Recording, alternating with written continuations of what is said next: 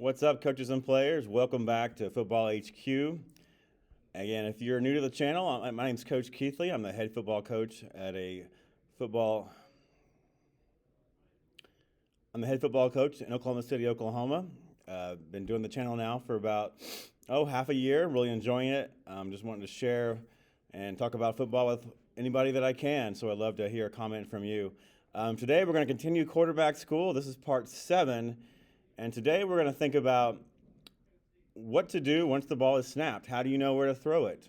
What are the different methods of doing this? And I mentioned this briefly in a previous video about pre-snap reads, and I did a little bit of the post-snap reads as well, but I want to get into that in some more detail today. And these are different methods. None of them, well, I'll tell you which one I like, but they all have their merit.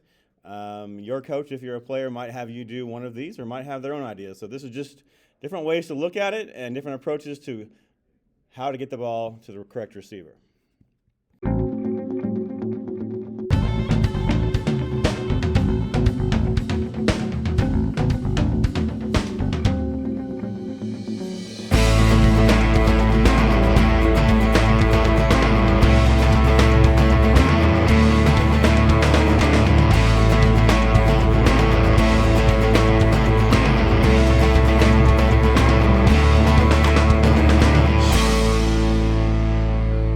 Okay, you've prepared yourself. You've watched film. You know the defense. You've seen what it is based on the safeties and the corners and all the cues they're giving you. So then what? How do you know who to throw to? All right, let's get into that right now. Some different methods, approaches to how to know where to get the ball. The best way I know to share this with you is just to give an example. All right, and this is a friend of mine's playbook that he created a few years ago. So we're going to take this play, which he called Red Cowboy. Red was just trips right, and Cowboy is a version of the smash concept. And you see you've got what he calls 2 replace routes, a corner route, and a stick route. And so we're going to apply different methods to reading this play to know where to throw the football. All right, so we're going to use Red Cowboy in a few different ways. The first thing you can do is what's called just a straight progression. Your coach may just give you a progression to memorize. That means that you know you're going to look here first, here second, and here third, and you're gonna throw to whoever you think is open. So in this case, your first look in the progression is the corner route. Then you're going to come down to this, what he calls 6-yard replace. If you don't like that, you're going to go to the inside replace. Before the snap, you're going to look at this single receiver for a pre-snap read. And if you get any pressure, you're going to hit this hot route right here. All right, that is a progression. The pros of that is it's very straightforward. You know where to look as long as you have memorized the progression, and you will be comfortable once you've repped this a lot about getting your eyes in the right place. I'm looking at the 1, the 2, the 3 as I go. Nothing wrong with this approach at all. To me, the one downside is how do you determine if your progression is open? How do you know if number 1 is open? How do you know if you're supposed to throw him the ball or not? Some people will say, look for grass in front of him. That's not a bad way to do it. So there's a little bit of, it's a little bit vague to me when it comes to that. Nothing wrong with a straight progression. Many people have done it and have been very, very successful. Okay, number 2 is a very, very popular one called the R4 method. And R4 refers to rhythm, read, rush, release. And this has been made popular by a coach named Dub Maddox, who also coaches in the state of Oklahoma. He has a website. He's got all kinds of material. I'm just going to give you the brief overview, but if that's something that you like, you can look into it. I'm not going to claim any of this material is mine. This is totally Dub Maddox. It is a progression. So rhythm, read, rush, release. Rhythm is your first look, all right? But it's going to be tied to your footwork. And you're going to be looking at the leverage of the defenders, determining if your route is what he calls capped or uncapped. And I've done it some, and it's great, and some people swear by it. Sometimes, in my view, it takes a little more time to teach than I have at a small school with players that go both ways. I don't have a quarterback that I have quite as much time to commit to, but it's a great system, and perhaps I'm just not doing it as well as I should. But so the rhythm route is your first look. Then you're going to make a read, if you didn't like the rhythm route, if it was capped, and you're going to hitch up, and then you're going to go to your read route. And sometimes there's just one of those, sometimes there's two, depending on how you've drawn up your routes. And then third is the rush.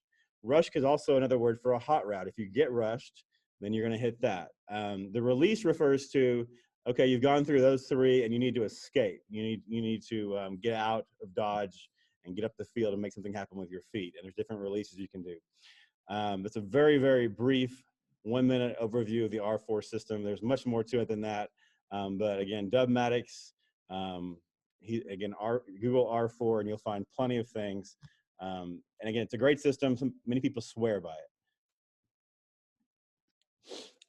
Okay, another phrase that I've heard people say, and they really have their quarterbacks do that, is they just say, "Find the grass, throw to the grass," meaning the open area in the defense. Find the open area and where it is. So, using the same play, Red Cowboy, what I see is I have three receivers and only one defender inside of them. So there's a lot of grass, especially underneath this corner. And this corner has to occupy all this grass. So kind of, in a way, you're going to throw off of this corner's action, which is really a high-low read. So sometimes you're going to notice it's just different ways of saying the same thing. But, you're going to attack the grass, and whatever grass he gives you, you throw to. That's pretty simple. Sometimes I think it's too simple. I think football is a little more complicated than just throwing to the grass, but I do love, but simplicity is very important for a quarterback. So if you can sit back and you can just say, I see the green grass, I'm throwing it now, go for it. Nothing wrong with that. You can also see there's green grass in front of the corner over here if he gives you enough. So again, that's a phrase I've heard a lot. Again, I've not ever really used that phrase with my quarterbacks. But again, we've all probably said it in different ways, but there's some wisdom to it and there's a great simplicity to it. But throw to grass is another method. The fourth one is really what I use. Lastly, let's talk about the method that I prefer, which is a combination of a little bit of everything. We are going to use a progression. It's important to me that the quarterback is not guessing on where to look, but he is going through a pre-planned progression. Those rarely change during a season. There's a few times what I might say, we're going to read this low to high, but for this game, we're going to read high to low. Not very often, but sometimes during the course of a season. So here in Red Cowboy, we are going to look for the corner route first, just like we might look for a rhythm route in the R4 system or just in a straight progression. But we're not looking at the route. We're looking at who can defend that route, who could possibly take that route away from us. Again, in R4 vocabulary, that's who can cap it. You can say it however you want. But my quarterbacks will know that the corner is the only threat to that corner route. We do not believe that safeties can take away post or corner routes. We always believe our guys will win. So we don't factor that in. So on the snap, your eyes will go to the corner, knowing that you're looking for the corner route first. And if he drops into your throw zone, if he caps it, if he takes away that route that you're trying to throw, and seeing that he's in cover 4 right now, because he's about 7 yards, there's no yard markers, but he's about 7 yards off. So you're going to anticipate that he's going to do that. He's going to take away that first throw. So then you go to progression number 2, knowing that the corner has dropped. Then the only person that can take away your 6-yard replace from the Y is the outside linebacker. He's going to have to fly to the flats to do that. And knowing in cover 4 that is his job, he's either going to take away route number 2 or route number 3, but I'm going to throw one of those 2. If I get a blitz that we cannot account for, I have the rush route from the running back. And before all this started, actually, I kind of went out of order, but we should have checked the gift on the weak side. Do we like the 6-yard stick in this route? So that's an example of how we do a progression. We do it with the thought in mind of who can take away the route that I'm trying to throw. And we do that based on the coverage that we see.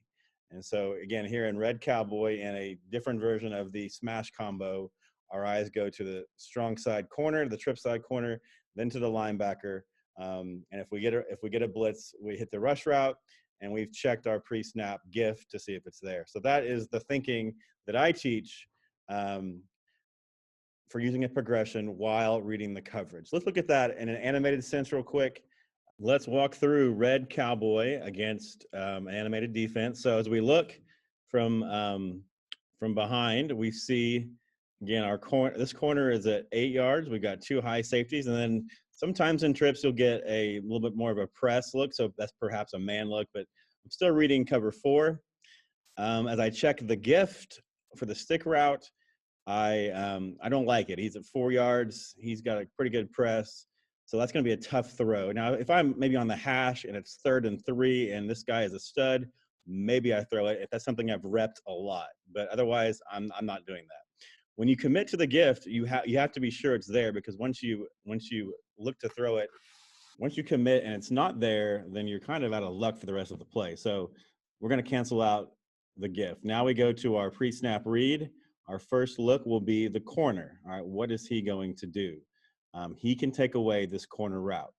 So let's let it roll.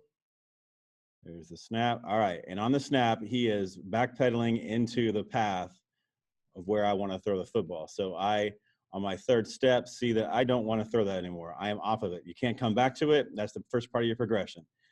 So now my eyes go to this linebacker who has bailed a little bit. He is looking at, he's got 2 receivers coming his way. All right. And he then is, and so now I know that he is matched up with this inside replace. And so my outside replace is the throw. I throw the ball to the outside shoulder, and I've got a nice maybe 5-10 yard or more gain, just like that. All right. So that's pretty simple. That's the progression. You just get your eyes from one defender to the other. Again, you're not looking at the route. You know the route. You are looking at the defender. All right. And again, I see the back pedal. I see him getting into the path of my corner route. So I come off of it. It's a good look at how I like to do it, but there's many ways to do a progression to teach your quarterback how to find who's open. I don't know that I'll tell you anything is wrong or right. Just there's what's comfortable to you. So let me know in the comments what you like, if it's different or the same, or maybe a tweak here or there. I'd love to hear it. Love to hear your thoughts. All right. Look forward to seeing you soon for the next part of QB's